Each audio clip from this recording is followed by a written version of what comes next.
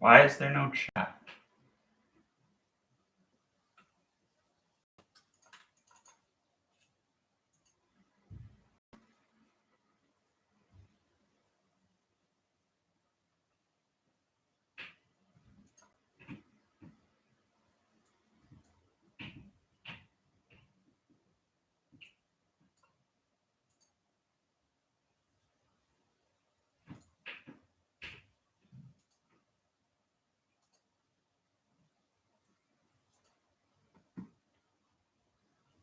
Why?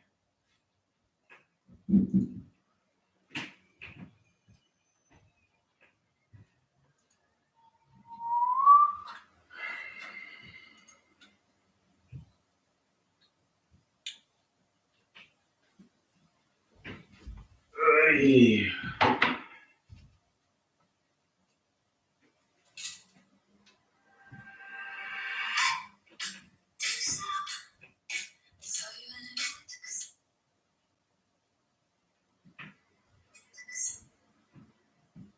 For some reason, the chat is like not loading. Okay. On my computer, which is super annoying.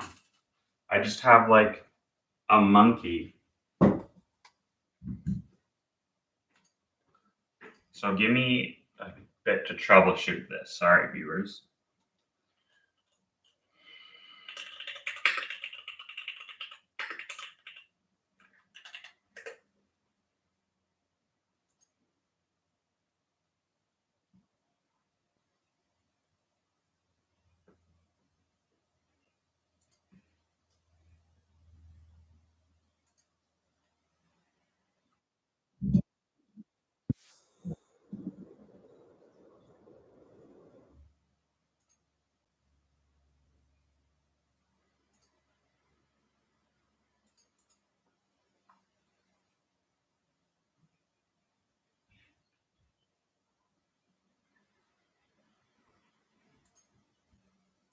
Why is the chat not working?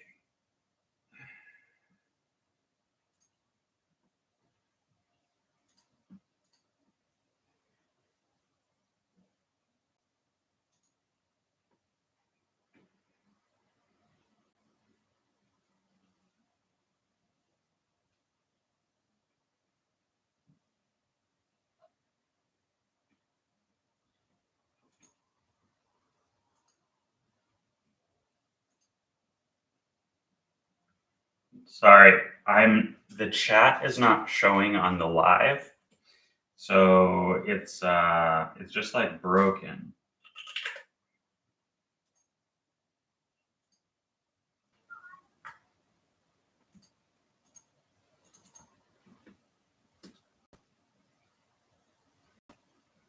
Yeah, so the chat shows for me on my phone, like it's clearly working, but it's not working on the computer. So I won't be able to like talk to you while I do the stream. So I am very sorry about that. And I don't know what to do about it.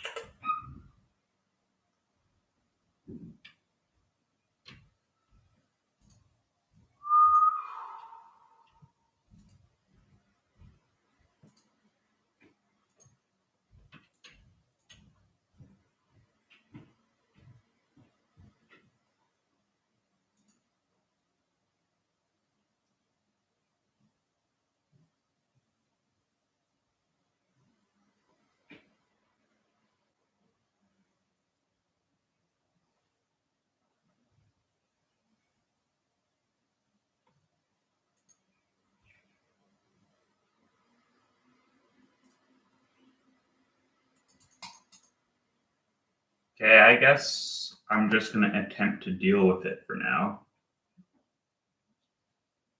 Maybe I can use my phone.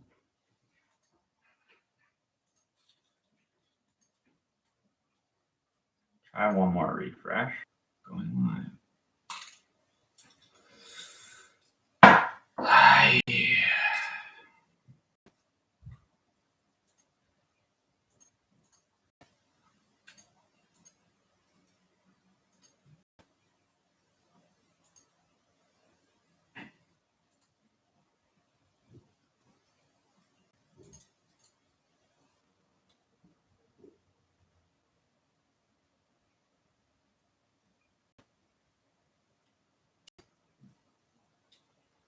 Okay.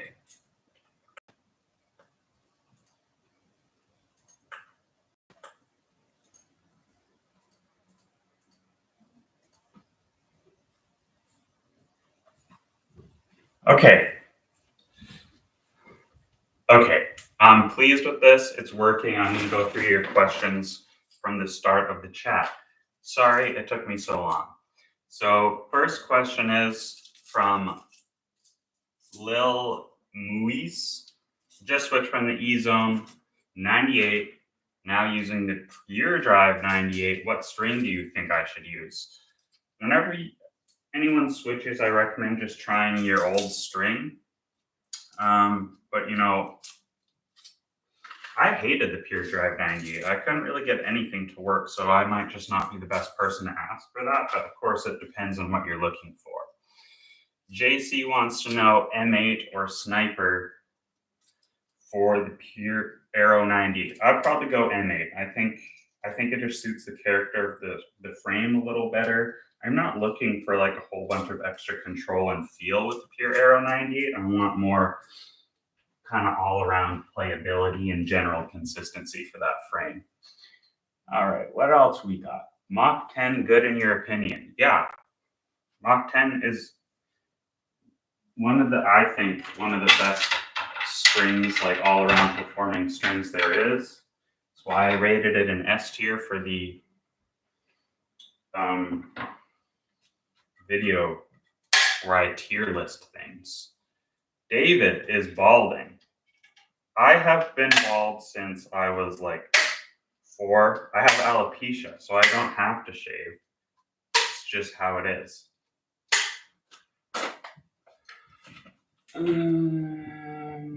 Okay, what else we got for questions?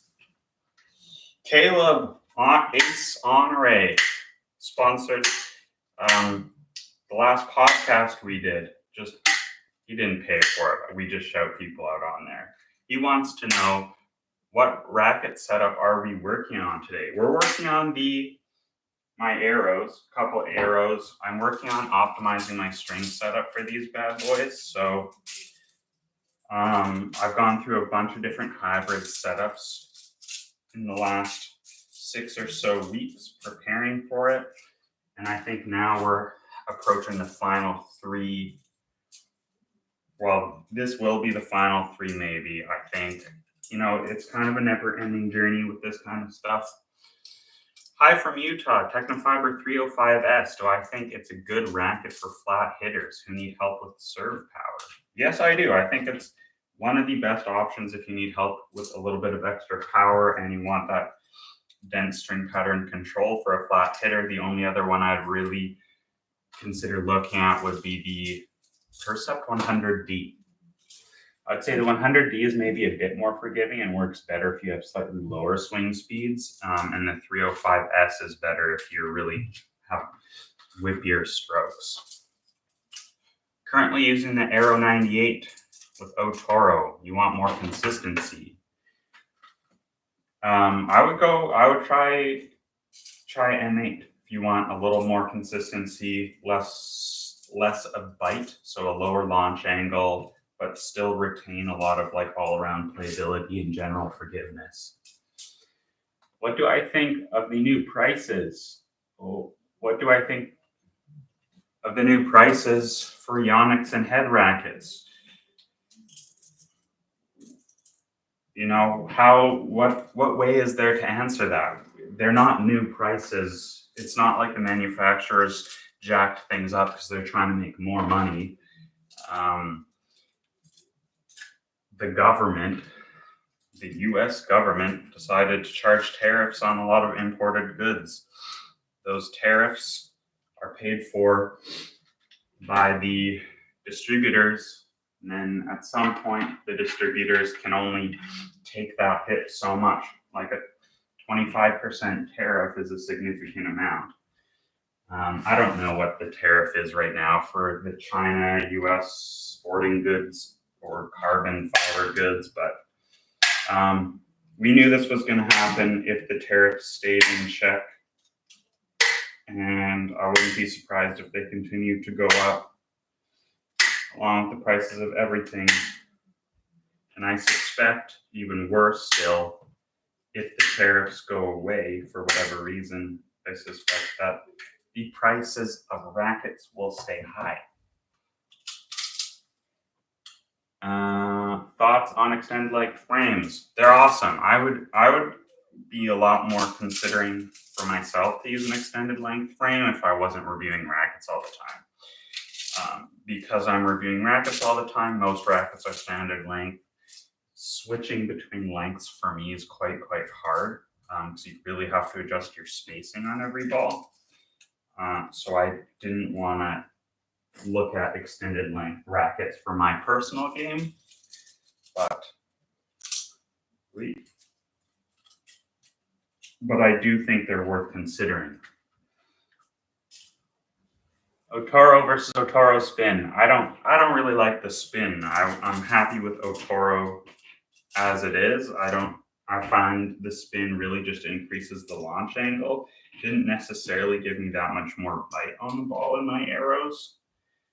So if you just want to increase the launch angle of your frame compared to normal Otoro, then it's great. But for other situations, I don't think it's very necessary. Dead feeling strings with a lot of spin.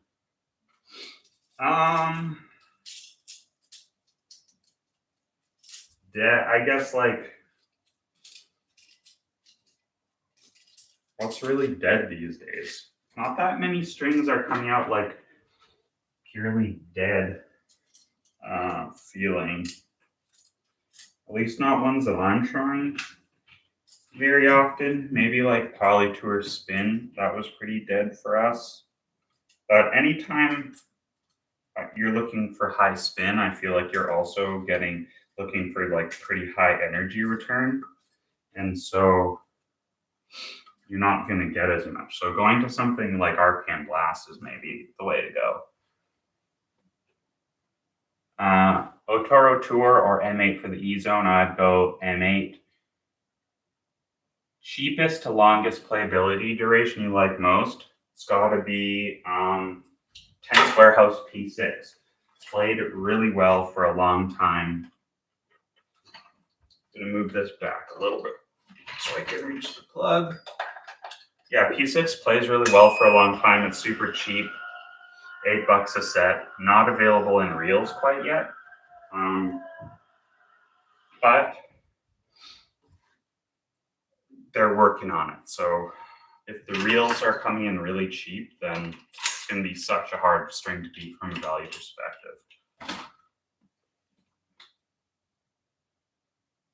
BX Pixel wants to know Heaven Grip versus Tournigrip. I find Tournigrip best when fresh, but Slinko Heaven lasts longer. All right, we're caught up here. I think, did I miss any? Oh yeah, Buddha Bob, member Buddha Bob, shout out to the member. So Buddha Bob has been using the RF01 recently. Wants to know if I have any string recommendations. For those frames, I think going crisper is better. I really only have tried them with like alu setups.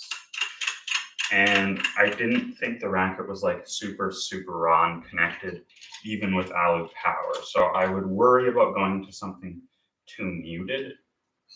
Like I would want something as crisp as Confidential, if not more. So like looking at Tour Bite Soft, Tour Sniper, Lynx Tour in the Champagne specifically. And I would avoid things like Hyper-G Soft, most things from Toralin. So do I prefer the V1 whiteout? Augustin wants to know V1 whiteout open pattern or the new V2 whiteout. I never tried the standard length V1. So I don't know. So going in this one first, we're going to set a baseline. So it's just going to be a full bed of Otoro Tour at 51 pounds.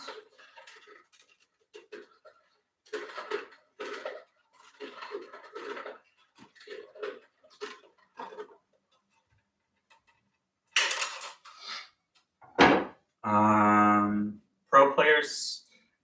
What sets pro players set? What sets? Mark Laps wants to know what sets pro player setups.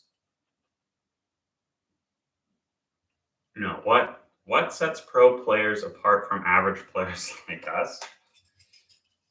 I wouldn't know as someone who's never become a pro, but I suspect practice and fitness are the two main things. You need a certain level of technical refinement, obviously, but I would say if you were to do like a giant test, it would probably, like, fitness would be like the biggest thing. See if I can get this mouse working from back here. Oh yeah. Okay. I'm gonna have to skip forward because I'm like way behind on these. Next, so skipping to the next member question. We're doing member priority just till I catch up here. So Lucho Rivera, thank you for being a member. Is there a big difference between normal tour bite and tour bite soft? Stringing up the E-Zone 100 with soft, but you want something firmer, you're scared you might have elbow issues. I never tested them back to back, so that is one thing. I felt that there was like a reasonably noticeable difference. Tour bite soft, I thought had a lot more dwell time and less pinginess, whereas normal tour bite is like very crisp and firm. If you're worried about it, you could try just hybriding it. So putting soft in the cross and normal tour bite in the mains, just like a little baby step towards seeing if crisper is better. And then if you want to go even crisper, then you can try a full bed tour bite normal. And then member also wants to shout out direct tennis straight from the 956. I assume that's some sort of zip code, but yes, that is in fact what I am preparing these rackets for, is the next direct tennis sponsored video, which is going to be all about hybrid string setup. So I've been trying a bunch of different stuff. So far, I felt one of the most kind of strings that had the most potential that I had tested in the last year, but I wasn't able to realize the potential at the time, was Gravel Snake Tour Mako. Such a unique string, and I really had a great time with the all-around playability with that string. So much power, so much dwell time, but also very strong control. So I'm just trying to figure out how can I get a little more spin out of Mako and extend the life of the string, because I'm breaking it quite fast. It's also a string that I've liked in every racket I've tried so far, other than, again, the durability. So I tried 2 new cross strings with Mako, being IsoSpeed Rexer, which is an oval-shaped string, to see if I could get a little bit more even wear pattern, and Grapple Snake through Kanji, which is like pill-shaped, very flat string. And neither of those really extended the life of a Tour Mako main. So then I thought, maybe I'm not doing things right. Maybe Mako should be in the cross. So I put it with restring sync. One racket had Mako in the mains and sync in the crosses, and the other was flipped. And I found that Mako is actually much, much better as a cross than as a main. So today, we're going to be testing my current leading setup, which is Otoro Tour in a full bed versus Otoro Tour in the mains, versus it with sync in the crosses versus Mako in the crosses, to see which is best. Okay. Member Tihoio, excellent name, wants to know, with slower balls and courts, do I think more ATP players should be using extended length frames for more power?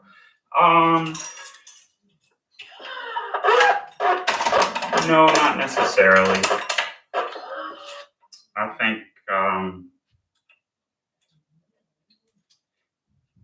it's worth testing, but it can be such a challenge to adapt to that extra length because you have to find your spacing again with the ball and really change your footwork. So it can be a bit of a tough task.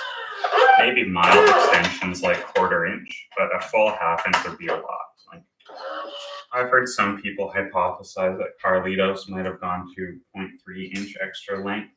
But I'm not sure how well he was necessarily doing with it, because I also heard those same people who are randomly guessing that think that he went back to the normal length in Rome, where he won and played really well.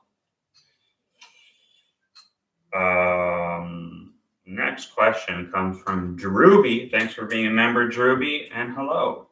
Hi, Beckett. I've narrowed down my racket search to the VCore 95 and the VCore 98. Any tips on what you should be looking for when playing them back to back? I think you want to ask your partner really like how your ball feels to them with each racket. You can learn a lot about how your partner feels receiving your ball. Sometimes they'll feel, it's jumping, it's got a lot of spin, or you're getting a lot of depth. Sometimes they'll feel like, oh, you're more consistent because the rallies, your ball placement's more consistent, or you might have better aim. So if you're stuck, that can be a great way to break the tie. But then another one is just going with your gut in terms of which one you want to play with, which one do you want to reach for, which one do you think about after you're hit. And then the last thing I think about if I'm kind of down to 2 rackets is which one lets me play the tennis that I want to play, which one, accentuates my strengths, lets me use my weapons more.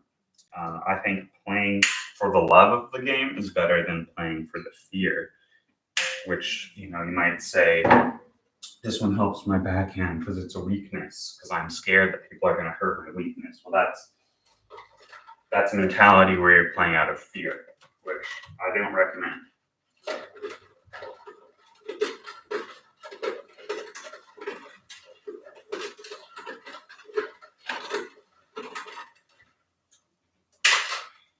Okay, next question. Gotta scroll down. Coming from Steven Spector. Apparently I need glasses. Thanks for being a member. Steven, what is your opinion on adding silicone to the handles? Is it worth using silicone over lead or tungsten? I've only really done it once. And generally I do like how it feels, but it's just kind of annoying to do, so that's why I don't do it. Like, I can put lead and it's ready to go in like the 30 seconds it takes me to put the lead on. Whereas silicone, you squirt it in, then you gotta wait 24 hours for it to cure, and then if you didn't quite do it right, it's really hard to reverse, or if you want to tinker later. So if you absolutely know your setup, then it's nice. But it's a bit labor intensive for me, so that's why I don't do it. I would like to try to see how it makes these Raffas feel, if I notice any major difference between silicone and lead. I've tried silicone and like a pure Aero 98. It felt so good. Some people swear that there's magic with silicone, like the feel is more pro stocky. Some people say there's no real difference. I am not going to make any claims either way because I haven't really back-to-back anything.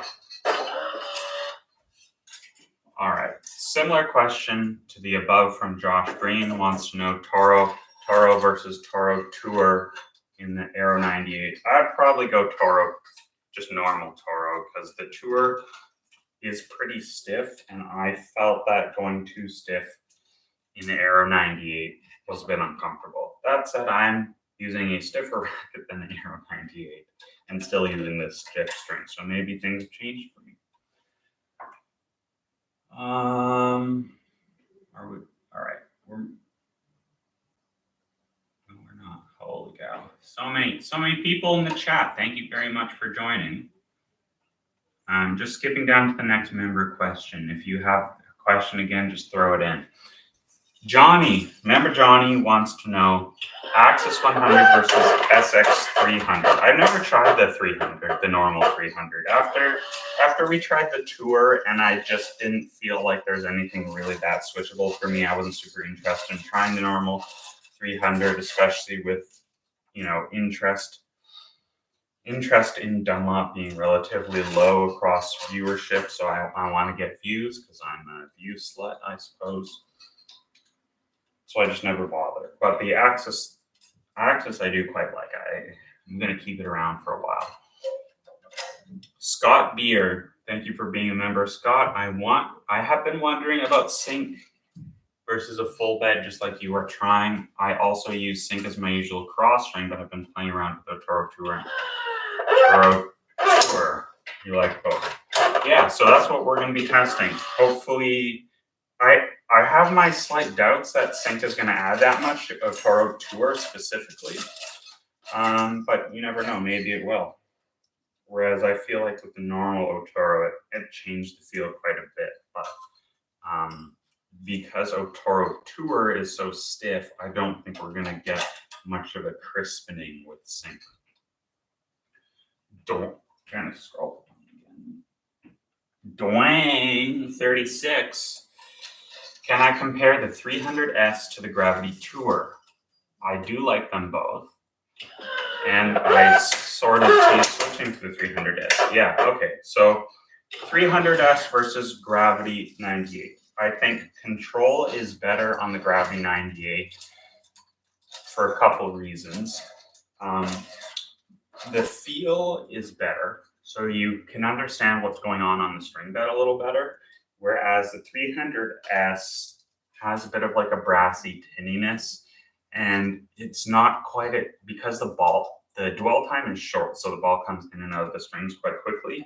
You can't always feel as precisely where you hit the ball on the strings compared to Gravity Tour, which that's one of its best strengths. And then the Gravity Tour is also just way lower powered. It's harder to find depth through the court, whereas the T-Fight has quite a bit of power, so you'll be probably tending to overhit with that more likely. For me, the 300S is more appealing as a switchable frame because I know that I need that power to play my best tennis. Mainly to keep up with people who might be fitter than me or hit harder than me. Whereas the Gravity Tour, I feel like you really have to swing hard and swing out to produce a damaging ball. And I'm just not necessarily able to do that all the time. And when I'm on the days where my feet are moving fast, I'm seeing the ball really well, I would rather just use. That means I can probably play well enough to control the extra power of the 300S. And so I ultimately didn't find that the 300S added that much to my game compared to this Pure Aero Rafa. In fact, I don't think it really added anything. I'm less connected to that frame overall in terms of my targeting. I just don't feel as confident. I feel like I would spray balls and not have a great understanding as to why with that frame as much. So my dad has that one now. Dwayne's also wants to know customizing 300S. Yeah, I matched the 300S to the Rafa because I felt like this spec works so well for me, and I tried everything in between this spec and how my old whiteouts were set up, and I just don't play better with any spec other than this. So that would be lead at 12 till you get to like 335-ish swing weight, leather grip, weight at the top of the handle till you get to 335 static and about a 32.9 centimeter balance point. So relatively aggressive light set for high swing speeds. All right, let's see how we're doing. All right, next member question from Abe. My friend gave me a set of Sync and Vivo. Haven't tried either before. Do I think it'd be worth trying them in a full bed first? Yeah, I mean, generally, if I'm trying a string for the first time, I do try it in a full bed first because I want to feel the difference between the string because it's important for me to be able to talk about the string. On the other hand, if you just have some strings lying around in your drawer and you just want them to play the best, I think Vivo with Sync and the Cross probably does play better than either a full bed of Sync or a full bed of Vivo. So if you want it to play well, hybrid it. If you want to understand the string, try them separately.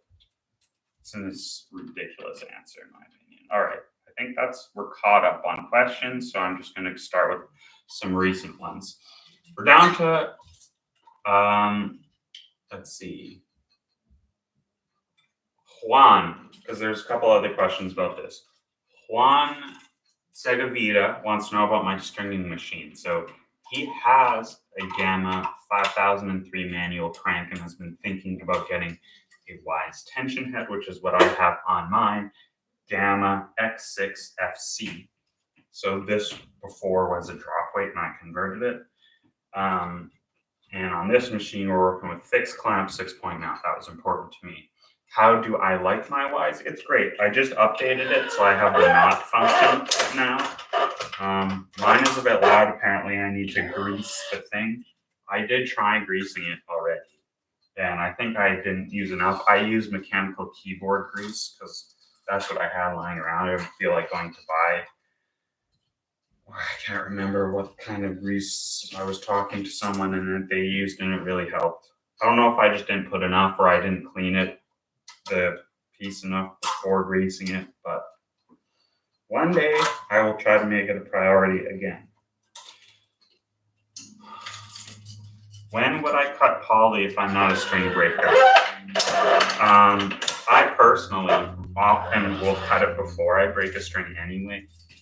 So I cut it when it's about 30% notched. The main strings are 30% notched. I just find that's with most strings when the playability starts to be bad. There are some strings I can push quite a bit further, like Tuamaco full bed I can push all the way till it breaks a lot of the time.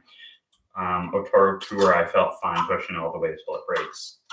So, but yeah, I think 30% notching is generally a good line, and I'll just cut it because I get unfortunate with a lot of strings and I got to test stuff, so there's no reason for me to be playing through a worn out string bed when I could be testing a new string because I just have stuff all the time.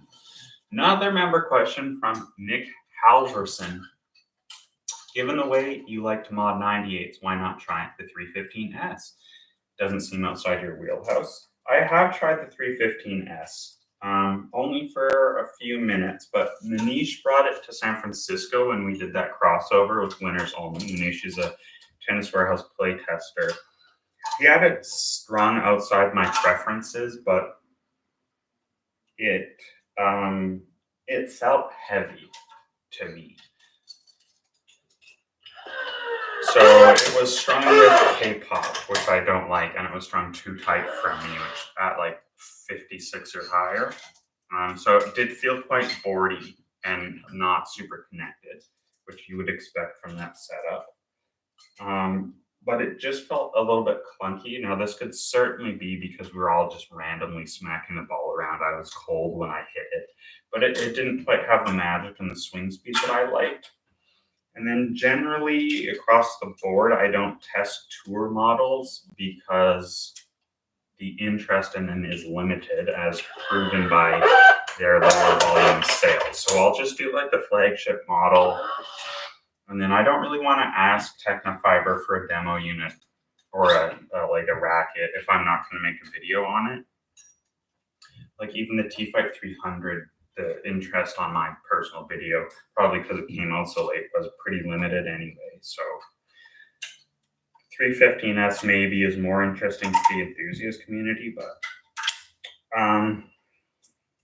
once I go through I like being able to have control over my specs also. So the Like I could obtain a 315 or a tour model, and then because of QC, it just comes in too heavy, and then I'm struggling with the test the entire time. And you know, I feel like when that kind of thing happens, if I'm not playing, if the racket's outside my spec zone, the review is just going to be bad.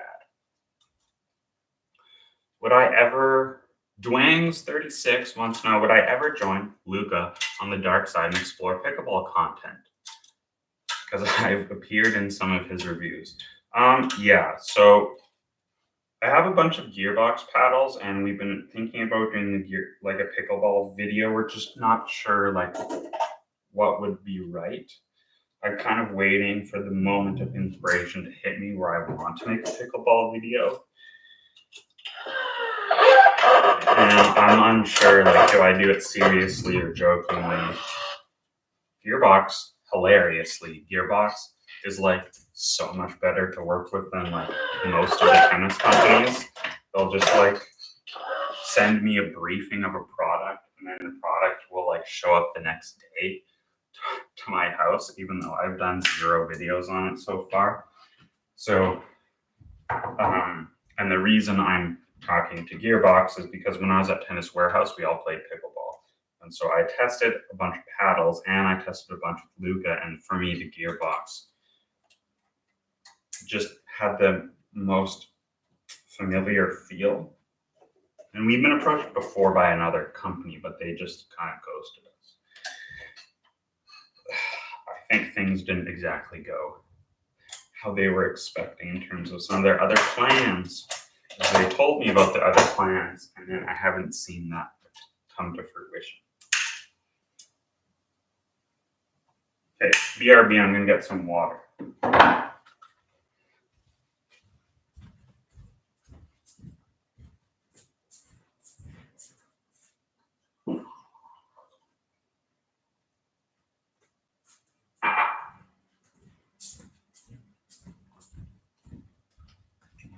All right.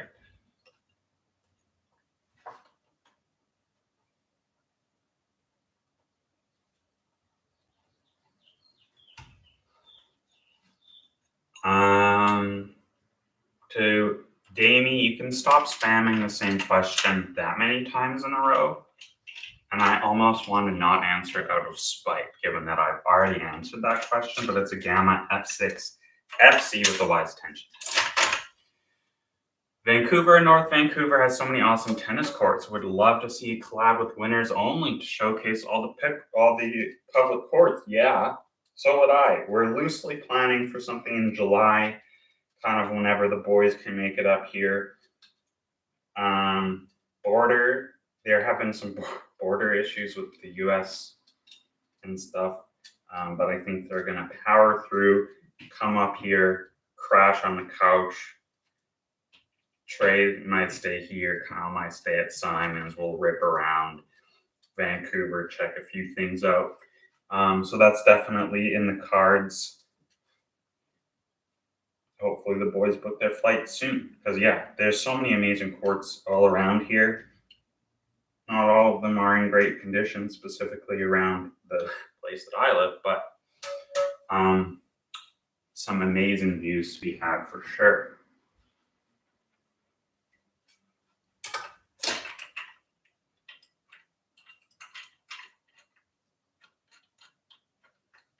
Loose question for the viewers to think about while I do this racket is, should I increase the tension on the cross for Tour Mako?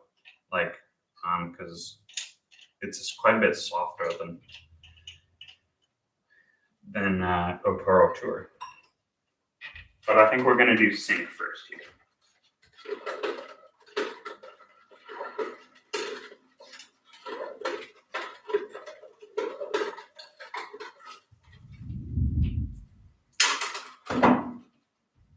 Opinions on ideal twist weight. I don't think there is an ideal twist weight. I used to think that twist weight was a more important metric than I think it is now. And that was back when I was basing my assumptions on twist weight, basically entirely on the Tennis Warehouse database. But since then, those numbers have not necessarily matched up with the numbers that I get on my graffiti. But I trust the numbers on my graffiti because I know how that's measured. And it is a direct measurement for twist weight, whereas I do not know how the Tennis Warehouse measures twist weight. Interestingly, like if you look at the Tennis Warehouse measurements, things line up pretty well for me, but now it's just like, this ref is like a 15 twist weight. And, you know, if you had asked me if this would have worked for me 3 years ago, I would say, no way, twist weight's way too high. This thing flies through the air like an absolute rocket ship. So I don't think there is such thing as an ideal twist weight. I don't even think there's such thing as ideal any kind of specs. I find like if I use one specific spec on a racket, it's going to play differently depending on which racket it's on. So no longer do I necessarily chase specs. I just hit a racket and go, I think this could use some more weight at 12, so I'll put some on, and then I'll hit it again. I think this could use some handle weight, and I've become quite good at feeling, does this just need a leather grip? Does this need weight only in the butt? Does this need weight only at 7? And I can kind of feel how each of those placements impacts how a racket swings and what I need, and how I need to make that racket swing to get the most for my forehand is where I feel it the most. What are my thoughts? Matthias's World wants to know, Maria's World. What are my thoughts on Mach 10 and the Easel 100? I bet it would be great. It would be definitely a high power setup. So if you feel like that's what you need or that's what you're looking for, then it would be great. Plus, I think it would look pretty good. Why do some stringers use an awl to straighten the crosses? Does it work as well as fingers?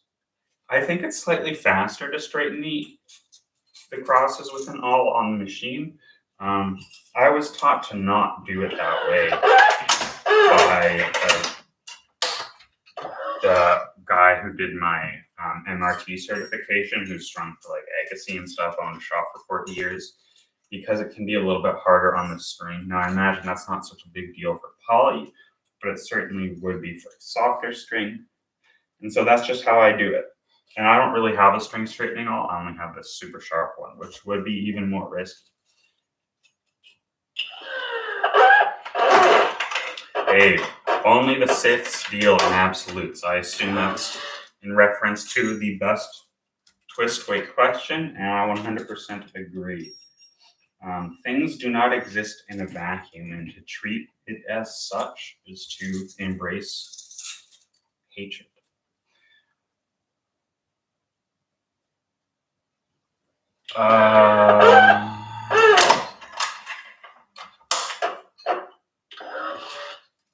What?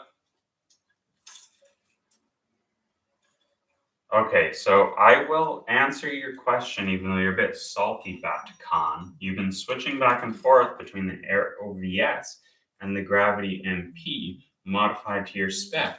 Could the Gravity 98 be the perfect middle ground? Yeah, I would actually say yes, it might be. If you can find the spec that you get with your Gravity MP, then it definitely could be. Gravity MP is so light in stock form. Not all rackets can be customized the same way as that frame. But yes, I actually think that's definitely one that you should look at. Have I paid for any coaching in the last couple of years, asks Jared. No, I have not paid for any coaching since I was a kid. In fact, I never paid for it then either. My parents paid for it. I just watch my own hitting footage, make adjustments. If I feel like I need to make adjustments, every once in a while, I'll get some help from a friend like Ali, who's a coach and a better player than me, so we'll chat about things, but only minor things, and only things if I'm really, really struggling. Other than that, I try not to make too many major technical changes, and generally I'm aware of what I need to do to improve. It's just about, do I have the willingness to do so? And I think fitness is the number one thing that I would need to improve to take my game up a notch. Sure, I have technical deficiencies, but At some point, you have to look at what's the best ROI when it comes to time invested. And if I'm going to make a big technical change, that also is going to really screw up my racket reviewing abilities. Brandon Mann, one of the oldest, longest running viewers and oldest members. Ooh, I may have under measured this.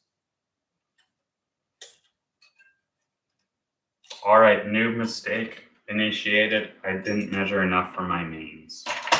So we got to start this racket again and save this for a cross on another day. Anyway, Brandon wants to know, Trey and Kyle were a block from your apartment and you didn't see them. Always stay vigilant. Another Brandon, Lee in this case, wants to know if I've ever been to Liverpool. No, I haven't. I've only been to London in the UK. I was there for a couple days, and it was when I did 2 weeks in Europe, and it was our first stop, so I was in a horrible mood. The bed we had was horrible. I was jet lagged and grumpy. We stayed in Shoreditch, which was a cool area, but not necessarily my cup of tea. But that was also when I was like fat and like couldn't walk very long. Anyway, I can't, if you're mad that your question hasn't been answered, it's because a lot of people are in the chat and I'm trying to answer the questions I can. I can't guarantee answering every single question. I'm doing my best. I'll only guarantee answering your question if you remember.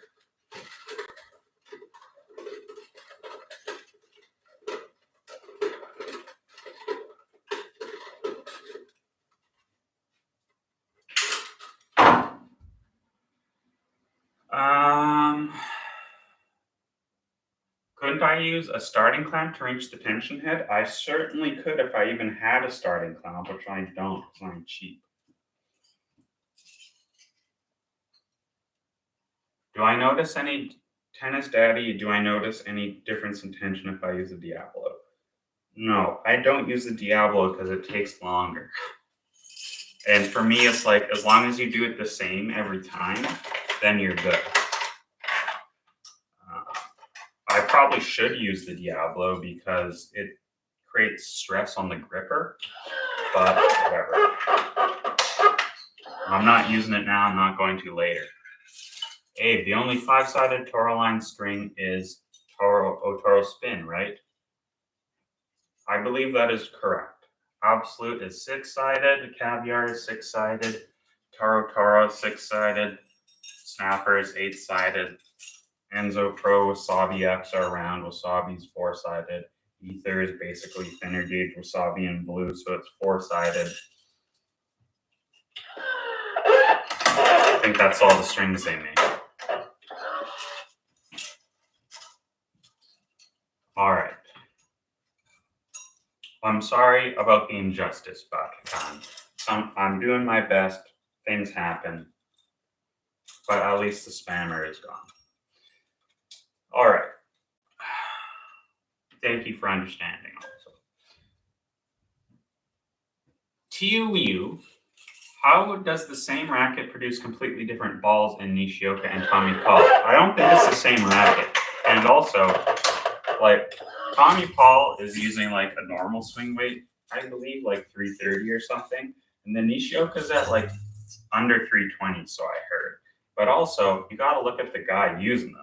Nishioka's a lot smaller than Tommy Paul, has completely different technique. And he's using a 100, if I believe. So the racket and the strings are so much less important to the ball quality than a player. Abe. Okay, never mind, Abe. How come I don't have a Canuck accent like Simon? Do you guys think Simon has an accent? Because he'll bring it out sometimes. Well, I don't think he necessarily does. But anyway, Simon is from northern Alberta. That's why. I was born, I think, a bit more north than him in British Columbia, but I didn't spend a lot of time in the north. And And so the Canadian accent is kind of like a mix of a sort of res accent, so Indigenous land reserve accent, and kind of like a working class accent. And so if you're from a northern, smaller town, throughout Canada, there's a lot more Indigenous people generally, and there's a lot more of that accent. Whereas if you're from a very white or urban area, which is more the areas that I've lived in historically, people just talk more like, almost like Californians, I suppose, because that's the kind of TV we watch also.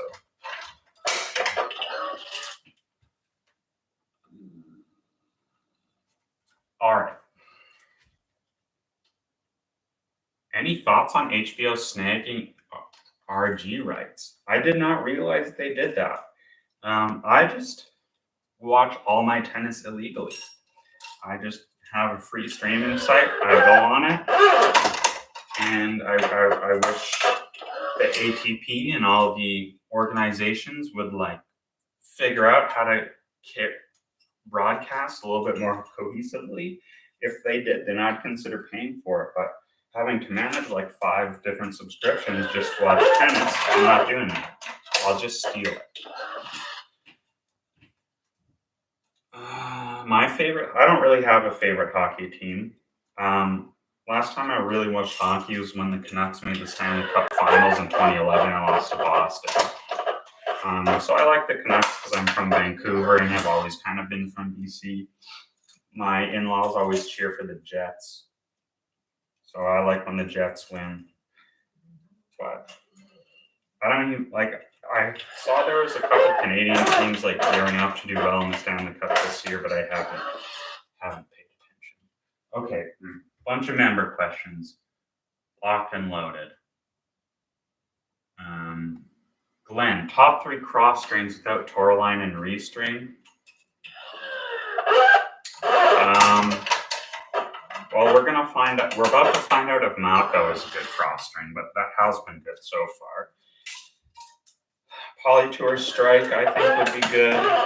Polytour Fire has been good historically, but last time I tried it, I didn't like it. What else would I use?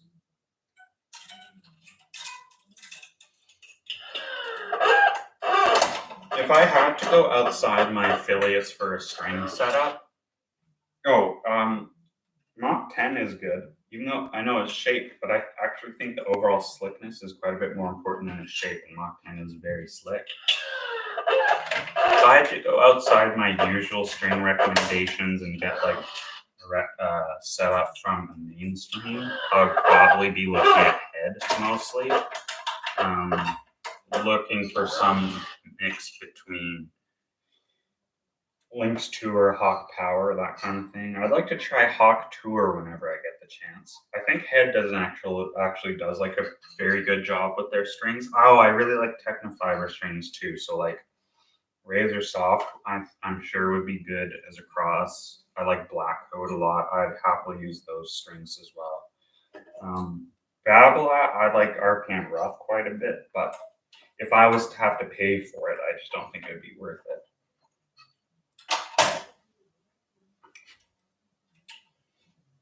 I do think there are some use cases where RPM Rough is quite good, like Cross for Gut. I think it makes a lot of sense.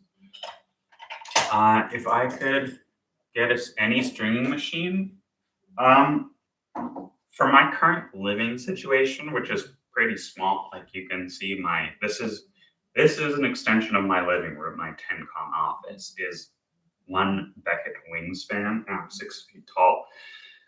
I couldn't fit any better machines in here because they're so much bigger. But let's say if I had more space, I don't know. Like I learned on a Babolat 5-star, and I absolutely loved that thing.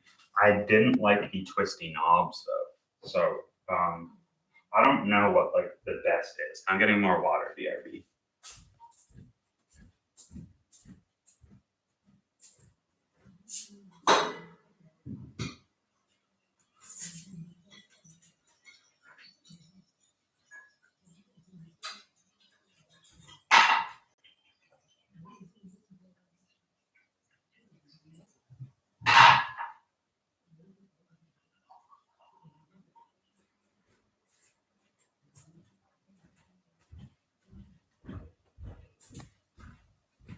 I brought over a decanter and a glass so I don't have to leave.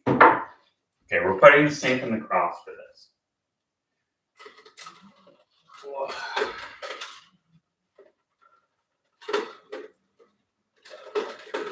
No, that's not the right string. Sink. Oh, a sink feels so much softer than a Toro Tour.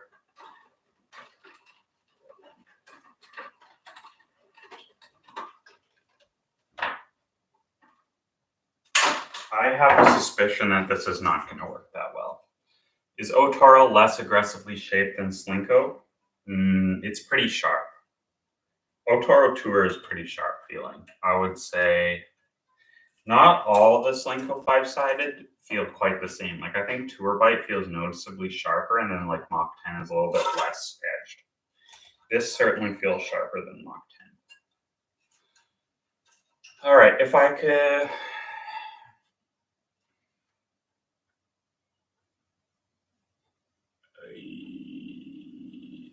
Neil Tarikari. Do I think the Saber actually helps improve your game? I think it depends what part of your game needs to be improved. Like if you're struggling with spacing to the ball, or you're struggling with hand-eye hitting the sweet spot, if you're struggling with hitting through the ball properly because you really have to with the Saber, then I think the Saber can definitely help you. But if you struggle with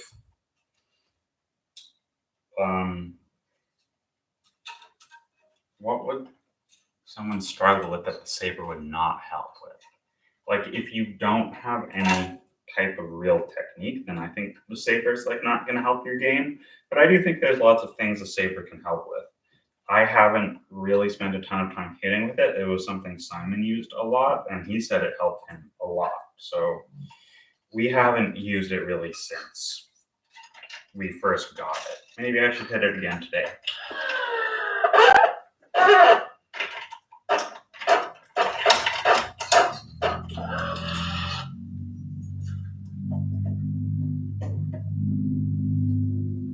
Wee-oo. Can't tell anyone about that. Logical nonsense. What's the theory of recoil weight in regard to arm length and injury risk? You're using I don't think it would be fair to say that this recoil weight theory has anything to do with injury mitigation. But let me explain the theory as I can remember right now, as it is extremely nuanced and there's nothing, and heavily layered, and I could easily screw it up. So it's mainly for forehand and serve, but basically when you're swinging the racket, you want the racket to be loose from this position all the way through like that, right? And if you have too high of a recoil weight, the theory is that the racket stays open for too long and you can't really have that fully loosed arm to whip through. But if you have a racket that has too low of a recoil weight, then it would close, the face would close too early. I am like 10 points lower than my so-called recommended recoil weight. And I have spoken with Brando, the guy behind this idea, about it. And he says it actually makes sense. So this is a high MGRI setup, which means it will hold open longer, but it's also a high swing weight setup, which means the whip through is quite aggressive. So this high swing weight, high MGRI setup allows me to have more racket head acceleration in terms of the whip through, which is that, and the amount of torque, because mass at the top of the frame gets accelerated and carries through very quickly, combines with the high MGRI in terms of slowing that down a little bit and keeping the handle in front. So the MGRI theory is not to say that you need to use the number on the chart. It's to say that the number on the chart is a great place to start. looking for a racket, and then everyone's technique and preferences is going to be a little bit different. So you can take that different technique and your different preferences and tune around recoil weight, knowing if you want that racket to stay open longer, you should go for a higher recoil weight. Or if you want to get more swing speed a little faster, you should go for a lower recoil weight. Okay. Next question from, let's do a non-member question. Thoughts on M8 being used in my favorite ever racket, the Speed MP? I mean, Mach 10, not M8. I think it would be good. I've found in some cases, going with a soft string with a head frame is terrible. Like Mach 10 in a gravity line, gravity MP specifically, very, very bad. I just couldn't get any feel or any core penetration or anything. So it could be the same thing with the Speed MP, actually. Maybe it wouldn't be best. I tend to prefer, this is my personal preference, stiffer, crisper strings in head frames to kind of bite through that auxetic feel.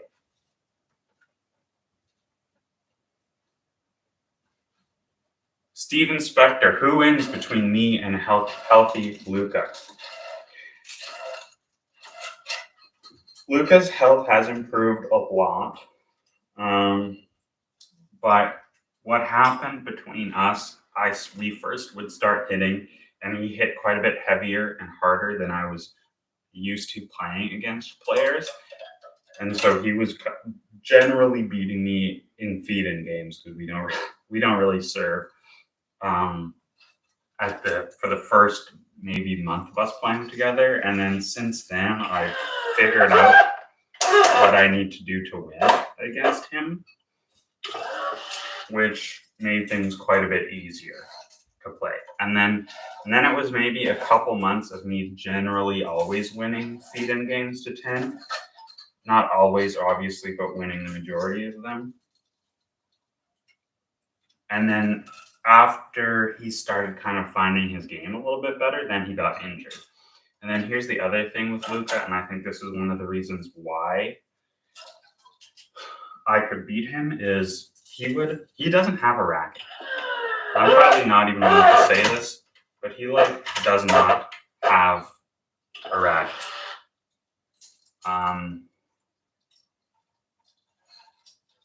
Oh my God, he's in the chat. All right, Luca's in the chat, and he does not have a racket. Let's see what he has to say about that. And I think if you don't have a personal racket, that is very bad for your game, because you have no baseline. You have nothing to go back to.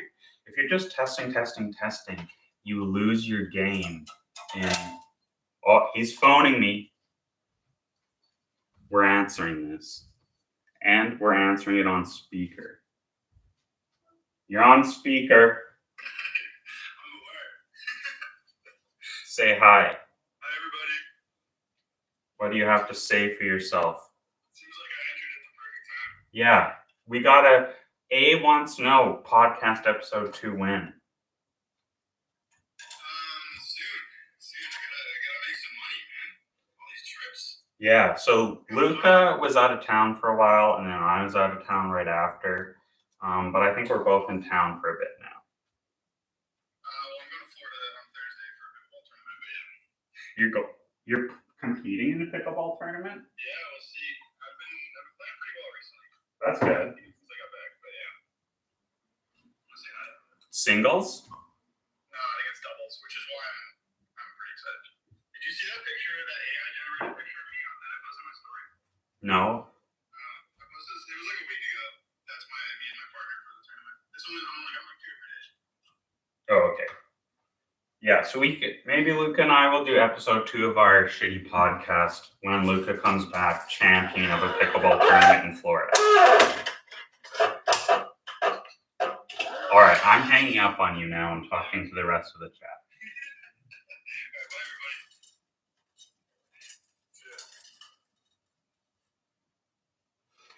All right. Yeah, little crossover episode. Sometimes Luca and I pretend online that we hate each other, but we don't. We hang out a relatively high amount for me, who hangs out with nobody. He has more actual friends. All right. Paleo Pasha. I just hit with Mach 10 in the mains, 50 pounds speed MP, not that picky about feel. So you did like it. Yeah, so I tend to like stiffer, crisper strings in head rackets, but there's lots of people like Paleo Pasha who are just going to find their game a little bit better with softer strings. A friend of mine in town, actually, he was using 0 in his speed MP for the longest time, and now has gone to Mach 10. If I could create content with any professional player, who would it be and what would I want to do? That's a good question. There's a couple ways I could go with this, right? Like, we could go maximum views and say like Alcaraz, but I think there's also something to be said about, for the TennCom channel, getting someone who can really talk about their racket. So maybe I would want to talk to like Dimitrov, because he's been around the game for a long time. I think he'd have a lot of insights, and he switched rackets a lot. And I think he knows what he's doing. So I think that would be pretty interesting. Stefanos, I think, would be super interesting to have on the channel as well. Somebody who is actively, constantly tinkering with rackets as well. Someone who believes that racket choice is tied to his results. I think Zverev would be interesting because I think he's pretty conscious about that kind of thing as well. Like, the way that he was talking about the balls gives me the impression that he can talk technically about things. I think Medvedev would maybe be the best as well, because he does a lot of tinkering. I think he's very technically savvy. I think he is very thoughtful.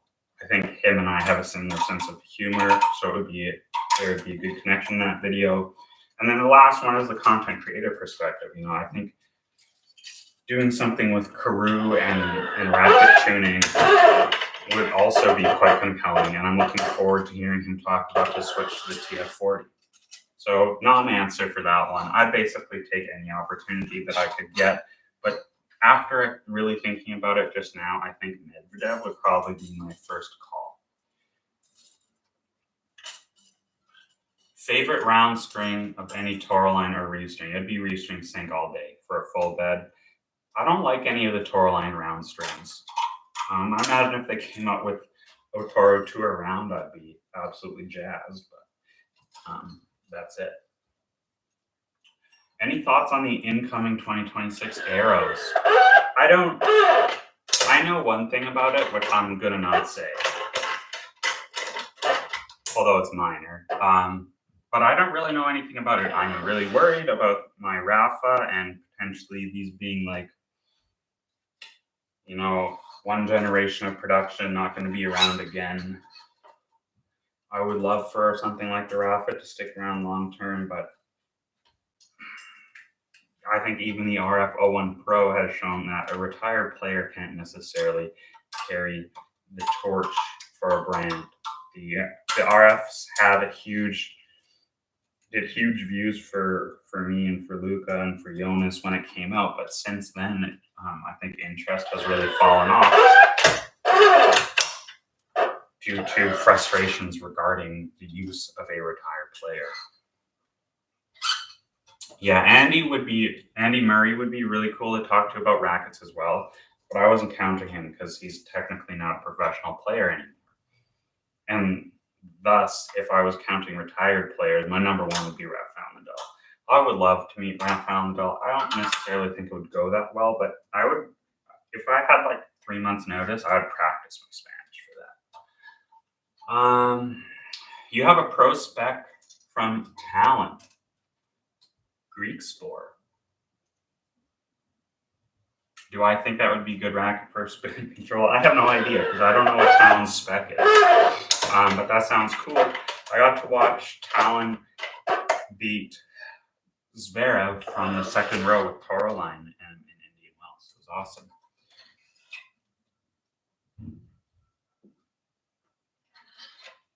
Ko Wei wants to know, Tourmaline Pro. I feel like I miscounted strings again. I miscounted strings again. Oh god. It's hard to stream and count, apparently. Okay, so you've been liking the Wasabi Pro Hybrid in your E-Zone, but you want some more feel. I would just do like, if you want to stay Tourmaline because you like that snapback, I would just try a full bed of Otoro Tour or Otoro in the white color to get a little more feel. But it's an E-Zone 98, even in the last gen, it's going to be relatively muted no matter what you do. I tried it with Lynx Tuber, it was okay. Just for me, that racket has never really felt awake, I guess. And so I haven't really ever tried anything that's super competitive.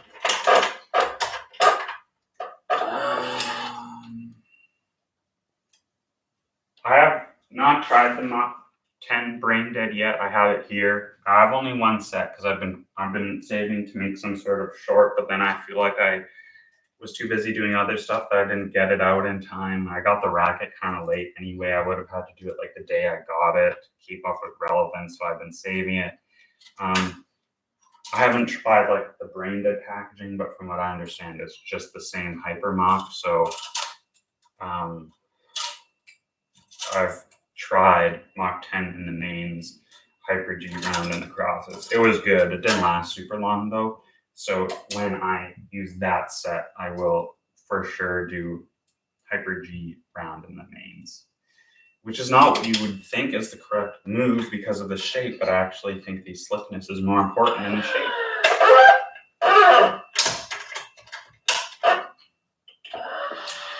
Any plans on competing in tournaments? I might sign up for a doubles tournament, but I don't get a huge amount of enjoyment from competition or tournaments these days.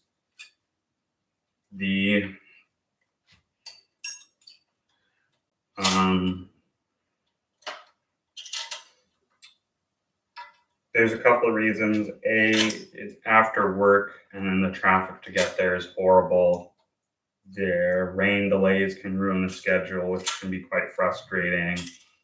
General, you run into people that are bad sports a lot in Vancouver. Not all the time, but there's like a very strong chance that you run into someone who's very annoying.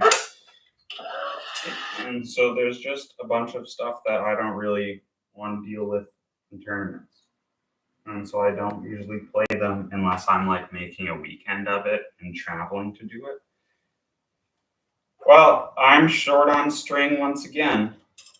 I'm just going to not really tension this cross because I don't feel like we're doing this. And so will this test be tainted? Yeah, it will be. It'll be 100% tainted. But I think this will be good enough.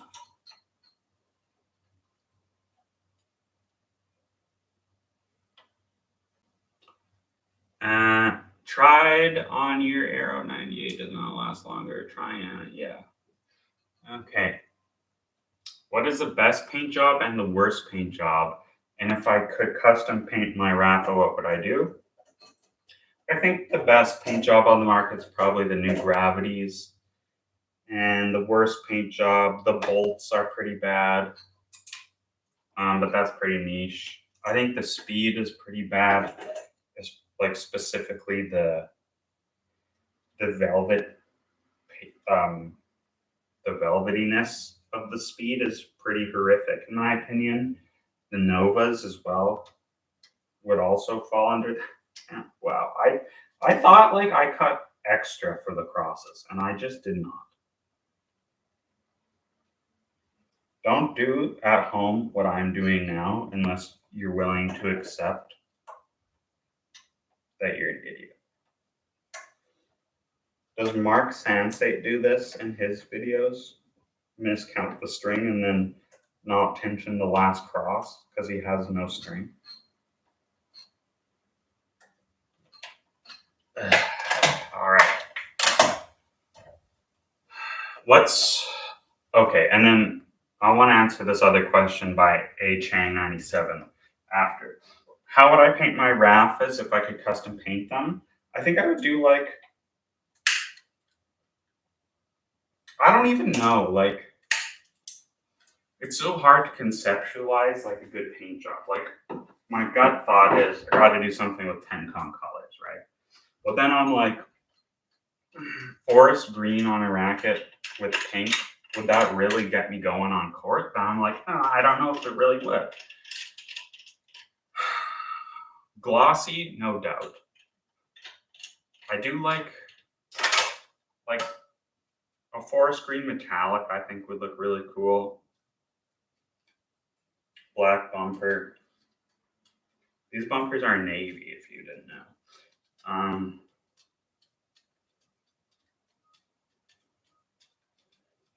But it would also be cool to like I think that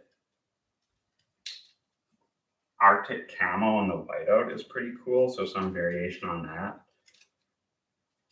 I'm buddies with the designer at Slinko. Maybe one day we can do something snaz.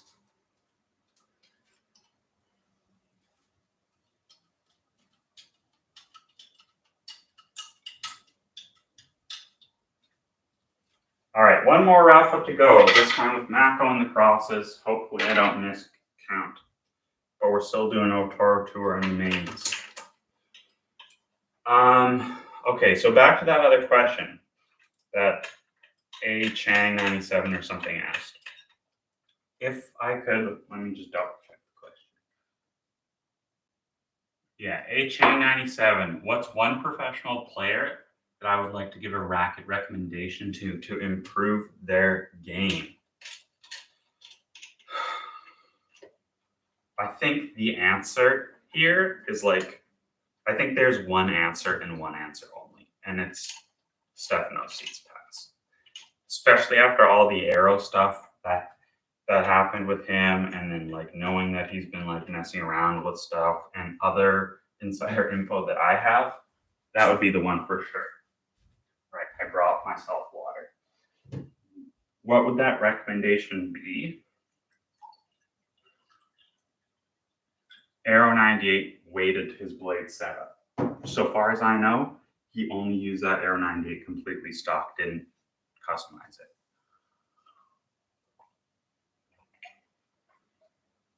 But who knows? I don't really have direct sources for that, so I could be completely out to lunch.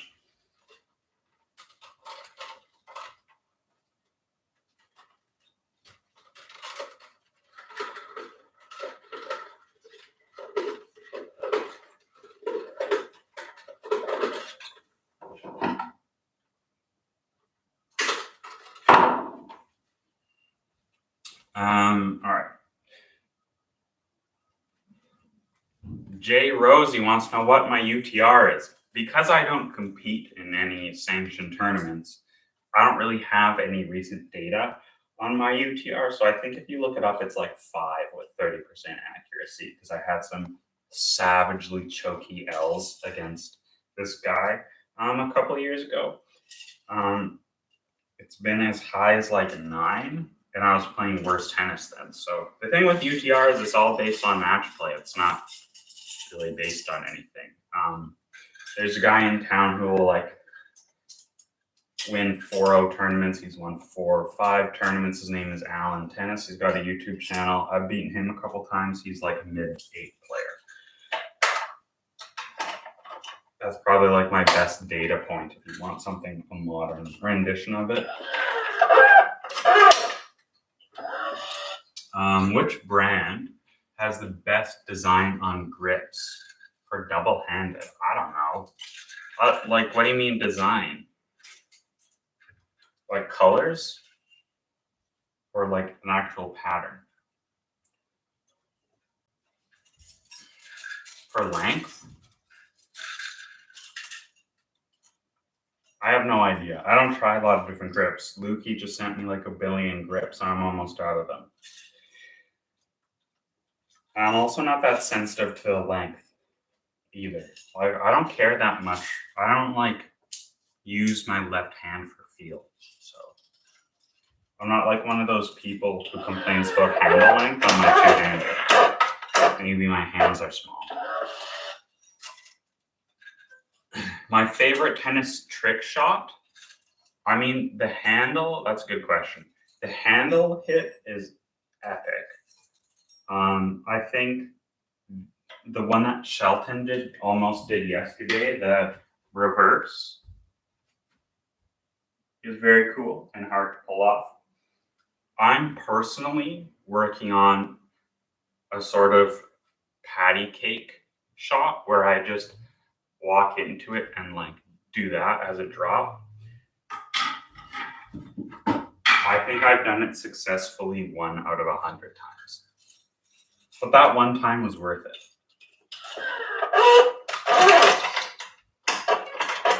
This has been a very active chat. Thank you so much for being here.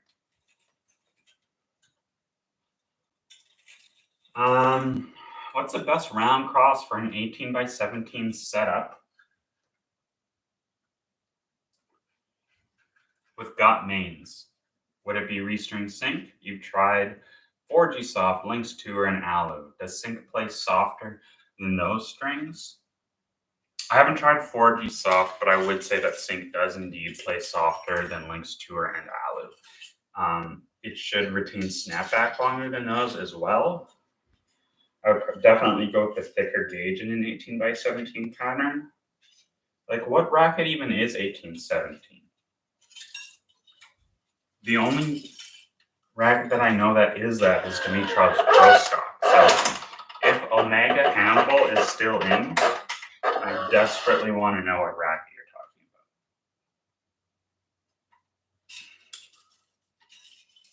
about. All right.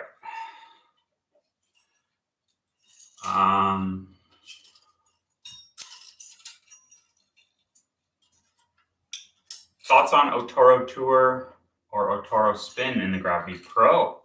You've been liking Tour by 18 gauge, but you get a brain freeze, I assume.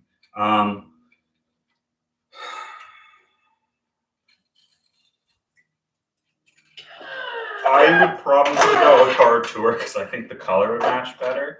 I'll probably try one or both of them for my review. I am like slowly working on the Gravity Pro review. I still love this racket, man. It's so good. Like, I might like this more than the Gravity 98. It's such a good frame. Also loosely working on this Ripcord 100, which is going to get like 2 reviews, but it's a really good racket and it should not be ignored. And it's a very unique racket that's both powerful and extremely spin friendly. It is extremely spin friendly, but it's also has so much feel. Like, it has probably the most feel of any 100 square inch racket on the market right now. Full stop. Oh, it is a Pro Stock 97S. That's 18x19. I thought they were a different pattern. No, I was thinking of the 95. I think that's 16x15. I would love to hit a 97S. It's been ages. I think I like tapped one around once, but I remember those are high swing weight, high balance point, which old me would have not liked that. New me, I love that. Malcan wants to know why no one is talking about the Head Prestige Tour. It's a very decent racket. I love the 95 square inch Prestiges. I'm just not covering any Prestiges because nobody cares about Prestiges. It's a deadline, not being used at the top of the game. If a pro is endorsing it, they're using a PT57A. And it's just not that interesting. People aren't buying them. Like, if people were buying them, I would want to review it. And then also with the whole Prestige thing, they changed all the names a couple years ago. I think that was bad for the line because it introduced confusion into a line that people already didn't care about, so they just didn't bother learning about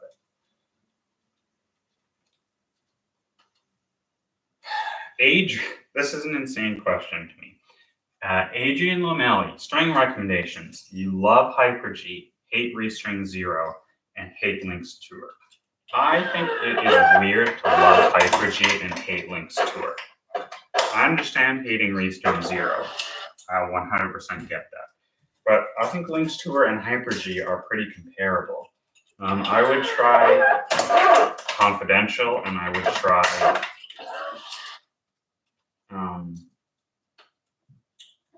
Mach 10. Those are the two that I would look at for you if you love Hyper-G. Chemist Warehouse P6 also, if you want to see like what saving a little money would be like. But I don't know, if you love a string, I don't, you might as well just stick with it or go with whatever you find personally interesting. What do they call the open grommets on the prints? I assume you're talking about these things, which I call O ports. I think they're called O3 technology as well. So this is the new Phantom 16x18, 310 gram. Also a fun hit. This one came in with over 330 swing weight, so it works for me pretty well.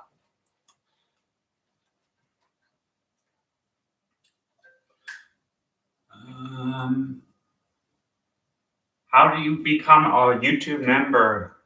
Harsh Patel wants to know.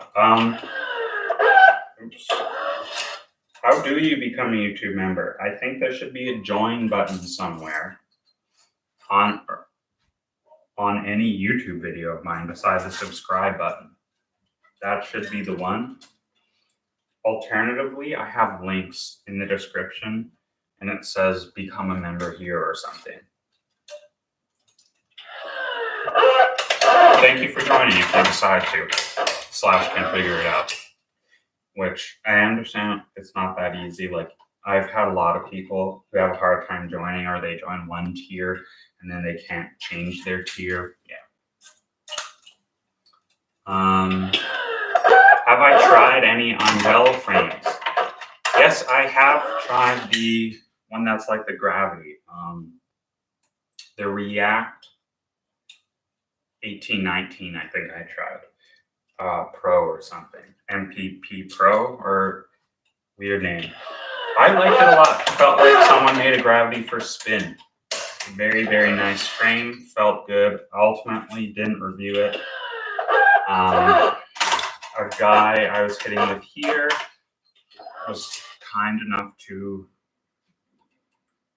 play with me like a ton and have me as a guest to his private club a bunch, and he fell in love with the frame. So I gave it to him as a gift. Didn't make a review. Have heard some things about reviewing on-gel products that are a bit unsavory. So I'm also kind of not super interested in doing that in the future. What I would like about doing that is like potential for tech support, but I don't want to deal with people who create high pressure situations around reviews, because I just don't need to deal with that. I've had that happen once and I'm not going to do it again. It's just not worth the time and headache for me. And it's not worth the extra drama that ensues months later either.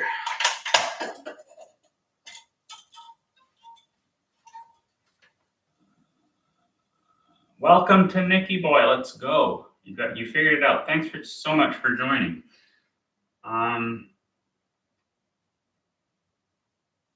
Yeah, that 987S from Omega Hannibal, that sounds like a great setup. 333 swing weight, 32.8 balance, 340 static weight. That's close to perfect for me.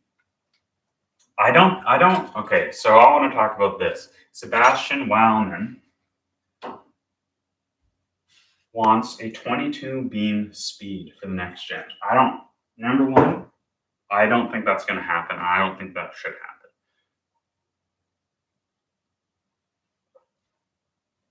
The Gravities are 22 mil, right?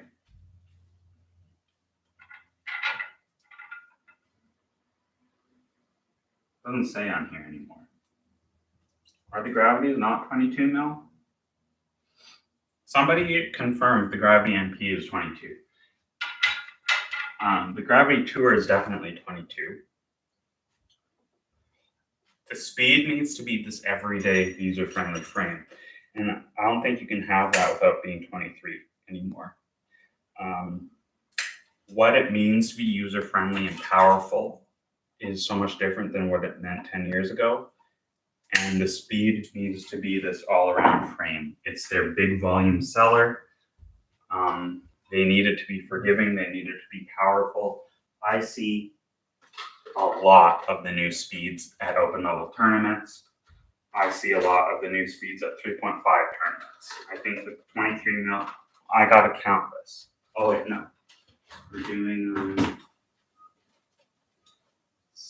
We're doing macro.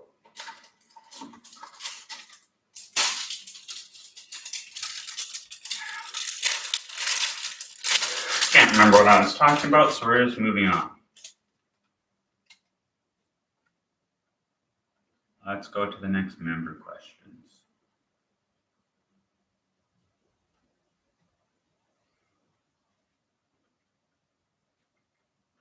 All right, TOV string recommendation for your VCore 98 Plus. You play mostly on hard courts and you have a Western forehand.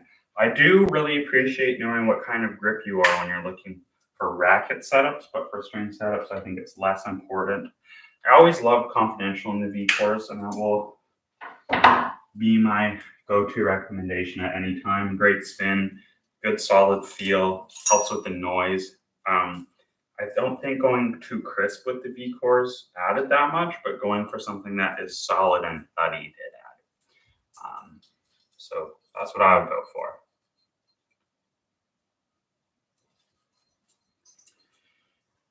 Jeremy Robertson, thanks for all your help. It's been much appreciated. You listen to my videos while working at the Ridgeway Country Club in Tennessee, and you teach high schoolers how to string rackets now as well. Thanks so much for watching. I really appreciate hearing the stories of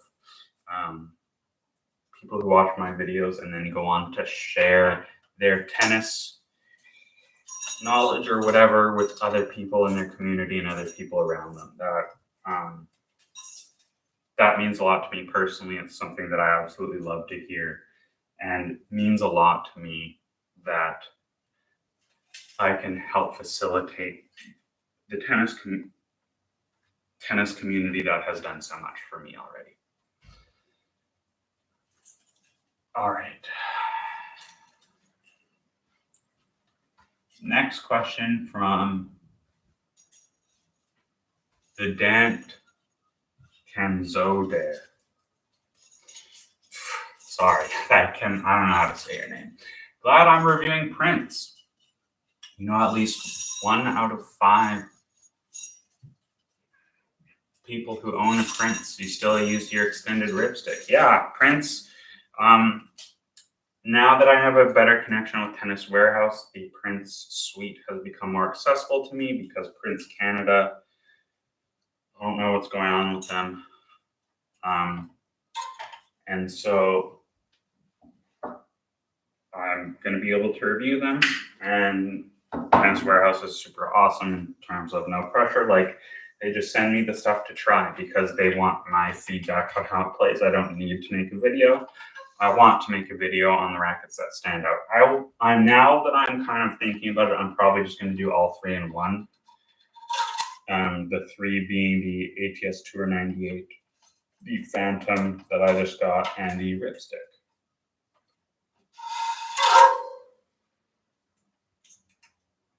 Do I think everyone should try tensions in the 40s? Yes. And have I used Proline Evolution for the crosses? No, I've used it in a full bed. It was mid as heck.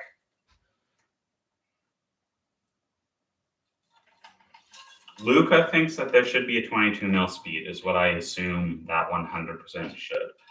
I don't think there needs to be, especially not a 22 mil 98 square inch speed. I like it. I don't like it how it is, but I understand what that product is for what it is. Okay, so newest member, Harsh Patel, chiming in, demoing the Pure Aero Rafa, and it currently has an NXT Velocity hybrid setup. How do I think my experience would differ if you got Velocity in the mains and Polytour Pro in the crosses? I think you would feel a little bit better control, better spin for sure, and longer lasting spin. It would be a little bit firmer feeling, maybe not quite as connected.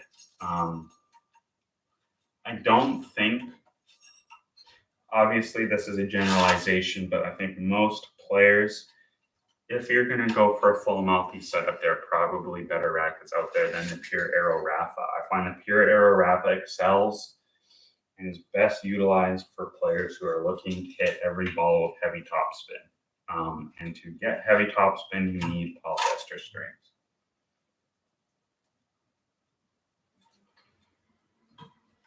All right, next up.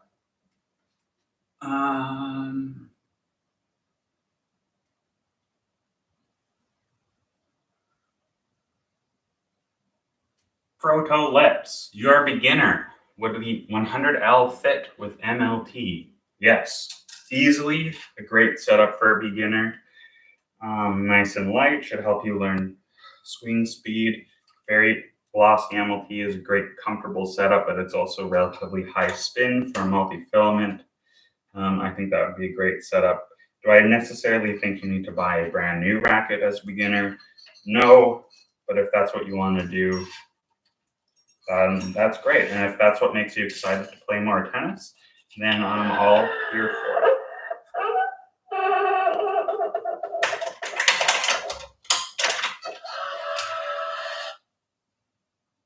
Yes, okay, no, I misweaved.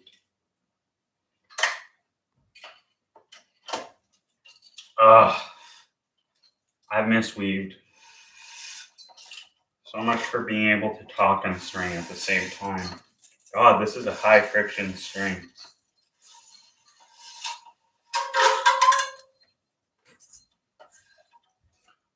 All right. We're pushing on with the questions.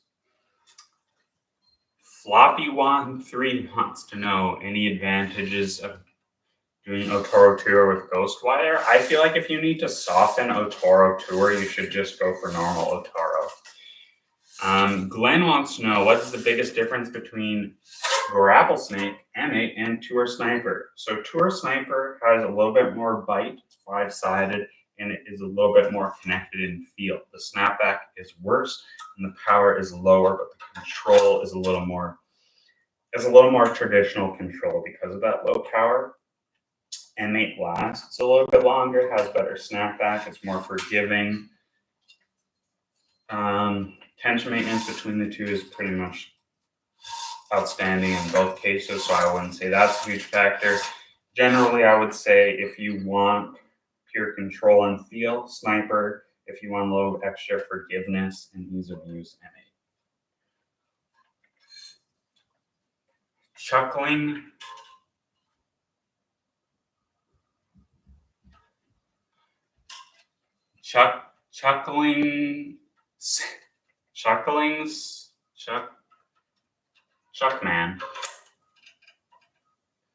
Hey Beckett, watched you and Lucas videos for just over 1.5 years. Content is amazing. Thank you very much, and we're both brilliant. Unfortunately, my friend just brought a Blade V9. Your friend must have watched too many of Lucas videos. The Blade V9, like, in a vacuum, I don't think it's like an objectively flawed racket, but I think there's a lot out there that can do a very similar thing and give you other strengths. And that's why I'm a Blade hater. It's not because I think it's an objectively bad racket.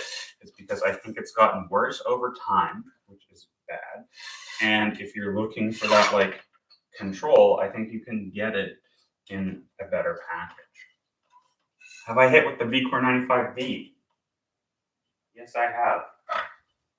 This is one of my best feeling rackets in my collection. It is so solid. I think some of these older Yonex have more of that Regna feel, and the 95V is one of them. I think the modulus of the graphite's really high.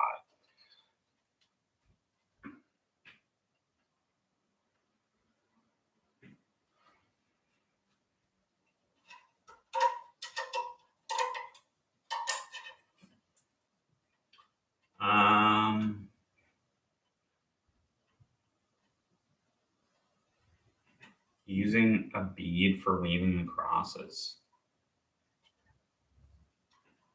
I don't know. I can always tell if I've miswoven by like one cross, and I don't usually. I never do it unless I'm like going through chat.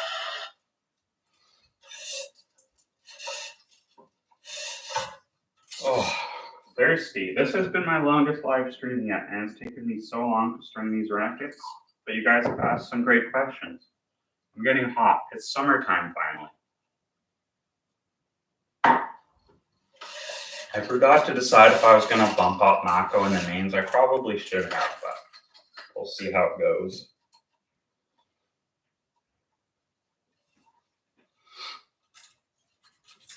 Rank the Pure Arrow APD that I have tried.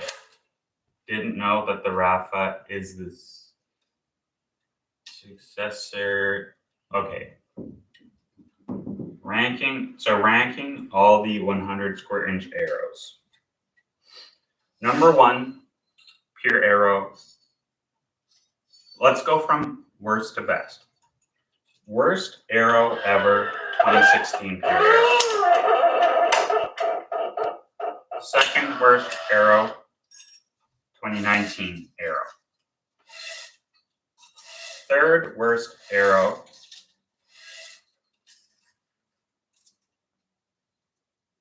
either 2023 arrow or 23 arrow, then arrow GT, then arrow 13, then Rafa, then arrow original. And I would say I haven't tried the 07 Cortex, or maybe I have, but like in 2009. So I'm not counting that I've tried it. All right.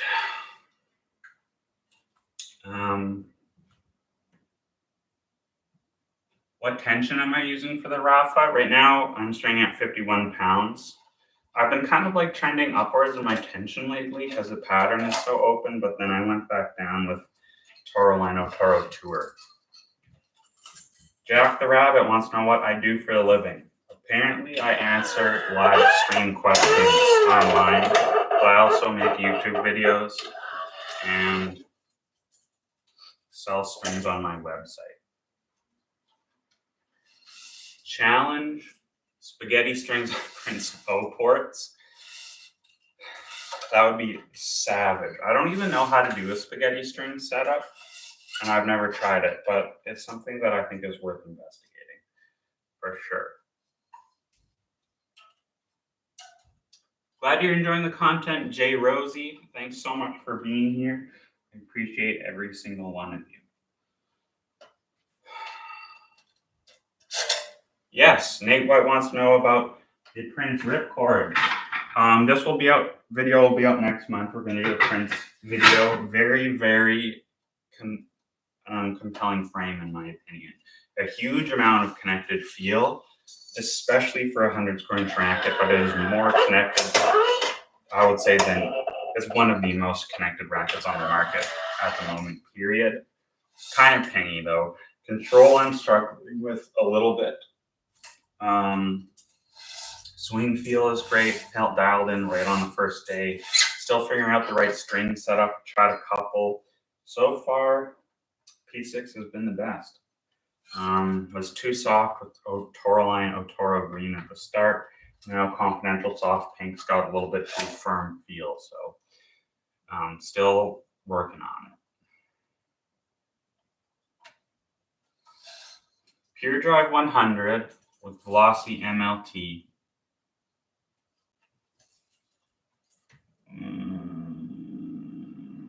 Where are we? King's Tennis Club, local tournament soon. Maybe dubs for the Burnaby Open, but we'll see. Tried Toro Line Toro Tour and loved it. You want a cross string? Well, I'm gonna test if sync is worth crossing, and then this is Tour Mako. So these are gonna be the first 2 crosses I've tested. I also would like to test Caviar at some point, but Caviar has not worked in this arrow ever, so I don't know. Shadow wants to know who wins between me and Luca. Right now, I usually win. That's probably because Luca's body has been broken for the last year.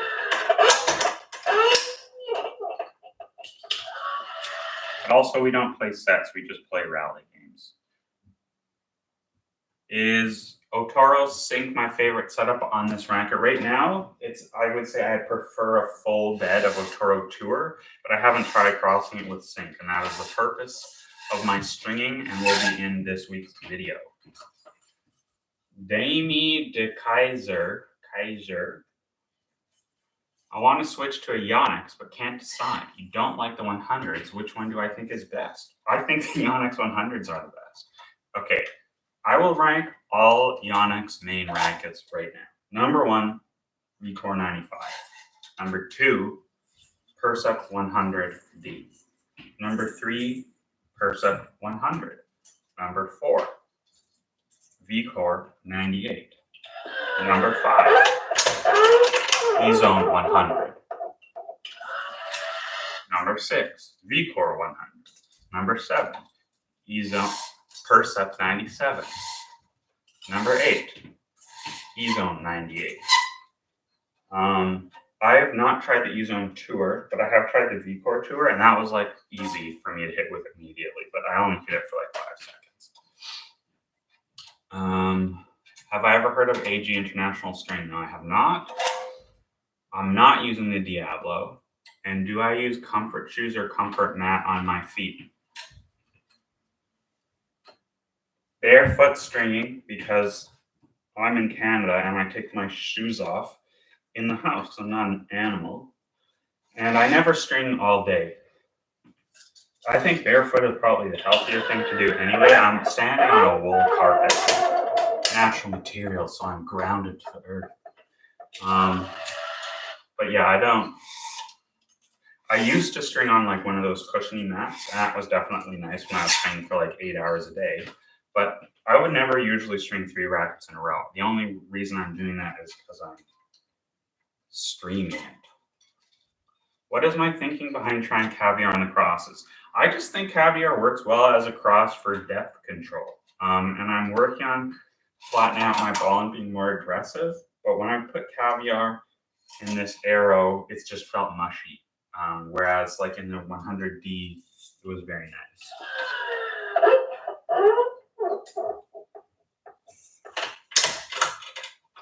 Best string for the Blade 98, I'd probably say like Alley Power. That was the only one I really liked. Best string for the E-Zone 100. Man, I don't know. Since our review, we haven't really found anything that worked well. Otoro Tour, not quite enough feel, I would say. Tour Sniper is better.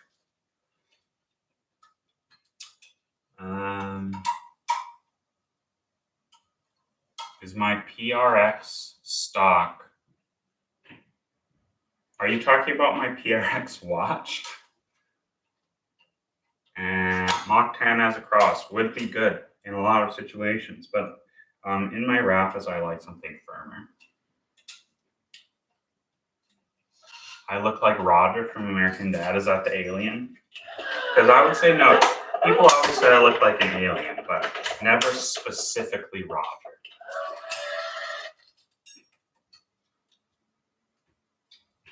All right, here's an interesting question by Paleo Pasha. I just want to say I don't remember exactly, but I feel like Paleo Pasha has asked a couple of good questions. Seen a lot of talk about shaped versus shaped round in the context of hybrids. How much a difference do I actually think it makes? I do not think it makes that big of a difference. I don't necessarily find that I get significantly less notching with the round string. What I mainly notice is how slick the string is. So sync does not notch. Sync as a cross really extends the life and reduces notching of the main string. And in my opinion, the less notching there is the indicator of how little friction is in the string bed. And the whole concept behind going with the round string is that you're reducing the friction.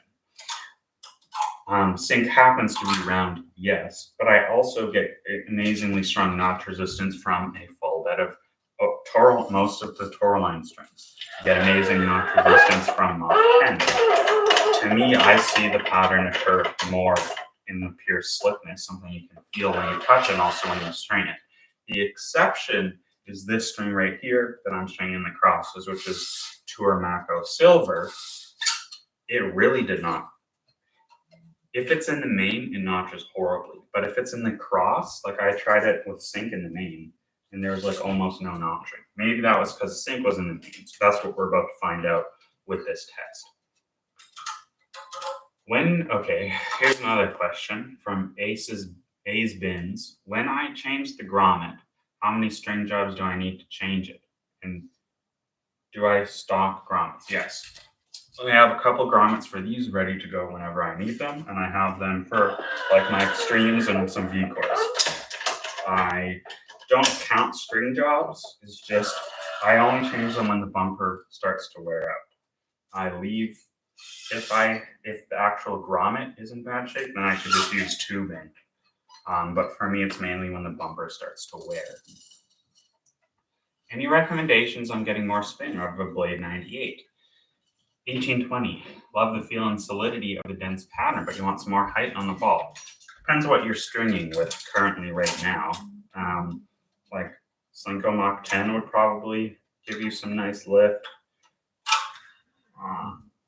Just anytime you want more spin, you can go to a slicker cross than you have now to open up the mains, snap back more, or go to something sharper to lift the launch angle.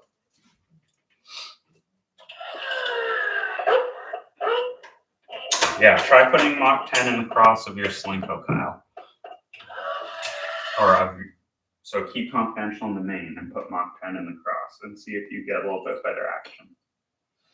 Or just go to Toro Line Otoro White. Or Spin White, maybe. Best setup for the Aero 98, in my opinion. I said Otoro 6 months ago, and then I also said M8. Have I tried Otoro Tour? No, I have not tried Otoro Tour in that racket, and it's basically what you're trying to get out of the frame. So conceptually, I don't believe in the concept. I don't believe in the concept of best. I use it all the time in my title because viewers believe in the concept of best. But different things will work for different players. If you want more spin, more power, then Otoro for sure. If you want more control, more feel, more consistency off your string bit, then Tour M8. I suspect like Carlos would prefer Tour M8 to Toro Line because he's coming from RPM. So it's kind of just like what your preferences are is really what's important. So you've been stringing your Aero 98 with, this is unknown, with VS Gut in the crosses and blast in the mains. Says it won't last in the rain.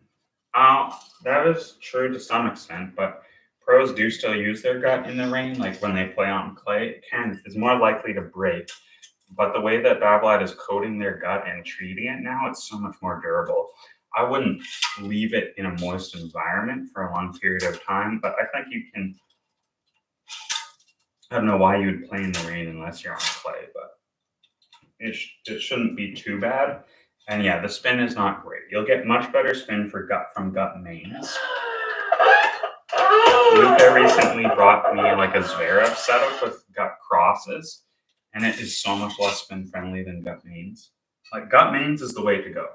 If you're using gut crosses, I don't know why you're doing it. Really, I don't understand one. I don't see any redeeming factors.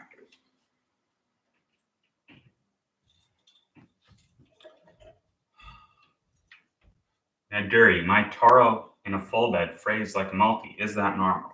I had, no. I would say no, that's not normal. That has only happened to me once, and it was yesterday. And it wasn't, it split kind of. So you could probably send them a picture or something, because that's weird. Have I tried larger gauge in the mains and smaller in the crosses? AM stringing, that's what he does. Because it can bite the ball more. Yes, I have. I've also done the reverse with thicker crosses in mains. I would say generally I've preferred the reverse because I'm not personally looking for a huge amount of bite. I just want some amount of bite. So, yeah, I think completely fine idea, but like I would never do something like go super thin in the cross, because I know for me that notch is faster, because if you think about the friction that the smaller the point is, the more force there is. So like if I slap, that is less painful because the force is evenly distributed, versus if I punch, it's more concentrated, right? And then if you punch on the knuckle, that's even more concentrated, so that would hurt the most. So that's what you're doing if you're going with something super thin. And in this racket, with my stroke style and swing speed, if I go with something thinner than 120 in the cross, then I'm starting to wear a string in one hit, which I don't want to string that off. But yeah, in my opinion, if you're looking for nitty-gritty string advice, AM String is one of the best guys to go to, full stop. I think he's very knowledgeable. He's very thoughtful. He's not someone who goes on regular assumptions, like baseline assumptions or old myths, and nor is he someone who tries to be needlessly controversial without thinking about the physics of what's going on, which I find that occurs in a few other channels, which I will not mention because I don't need to. Restring Zero is super expensive in the UK. Is it worth the hype compared to mainstream strings like RPM Blast? I would say, like, it depends on what you value in the string setup. If you're coming from a gut setup, which I think you are, right, unknown, then I think you're not going to like it.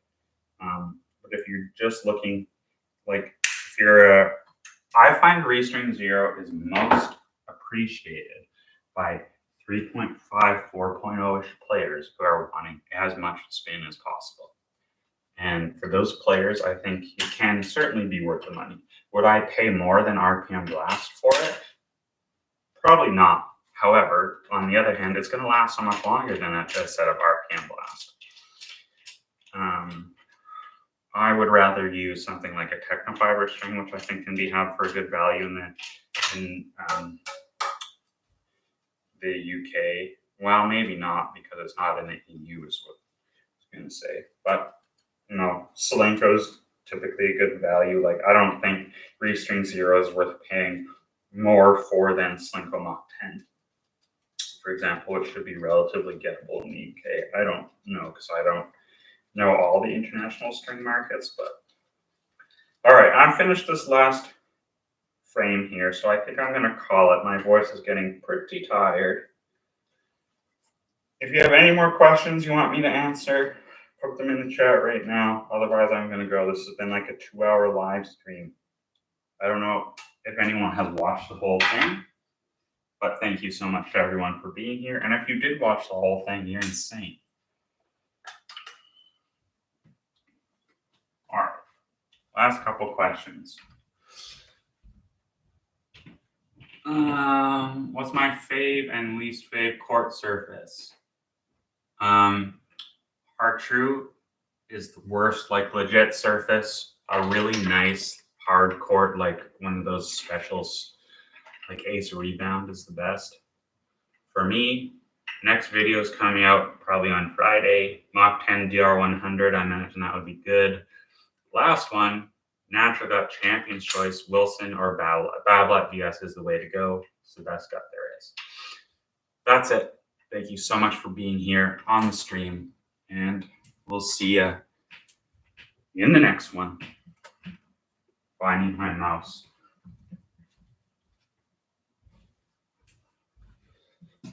Peace out, brothers and sisters and non-binary cousins. End.